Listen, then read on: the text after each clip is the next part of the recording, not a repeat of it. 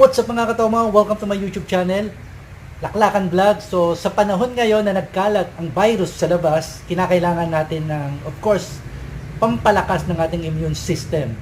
So ngayon mga katoma, gagawa tayo o magkikreate tayo ng recipe na talaga namang immune system boost. So ito po ay pinaghalong alak, citrus, vitamin C, at spice na kumakagat talaga sa alcohol.